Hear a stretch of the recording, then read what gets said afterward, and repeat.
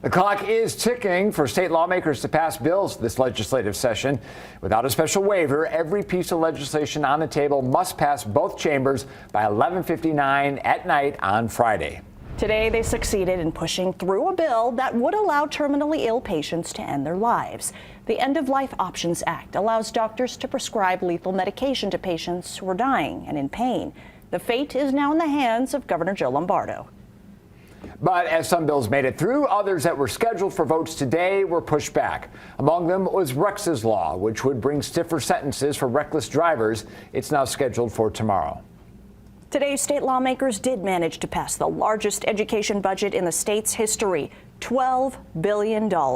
Fox's Mike Allen talked with two educators' unions about this. Joining us live outside the Clark County Educators Association to show us what he found. Yeah, I got a couple different responses about this budget, which has a $2 billion increase, or 29% increase from last year. A 10-figure boost to Nevada's education budget. That takes us a long way from being at the bottom of the nation in terms of per pupil funding and gets us a lot closer to where we need to be. Keenan Korth, who represents the Clark County Education Association, is referencing Nevada's bottom 5 standing in terms of per pupil spending.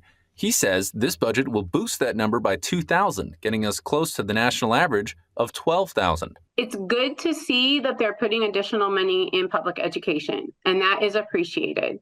Vicki Kreidel, president of the National Education Association of Southern Nevada, is also happy to see more funding, but she does not quite share Korth's optimistic appraisal of the situation. Some of that's going to get eaten up in inflation. Some of that's going to get eaten up in operating costs. She's worried the budget bump might not be enough to address one of the big issues with education in our state.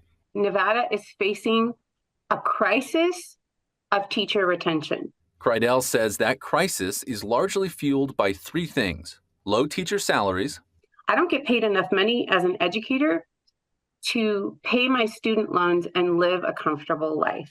Inadequate health care for teachers. It costs us a lot out of pocket. There's a lot of treatments and medications that we can't get through our health insurance. And school safety. Schools right now are not safe. They don't feel safe, and they're not safe. Korth acknowledges there is still more budgetary work to be done, but he says he's happy with where the situation is at the moment. Education funding doesn't come quickly, doesn't come often, so we're looking to make the most of this opportunity, but we always are going to need more funding in education. The bill passed the Senate today, 13-8. All Republicans in the Senate voted against it. Now it heads to the Assembly, and if it passes there, it goes to Governor Joe Lombardo's desk. Reporting live tonight from CCEA headquarters, Mike Allen, Fox 5 News, local Las Vegas. One of Governor Lombardo's top priorities upon taking office was increasing the education budget by $2,000 per pupil. This budget does do that, but we're still waiting to find out how exactly the money will be split up.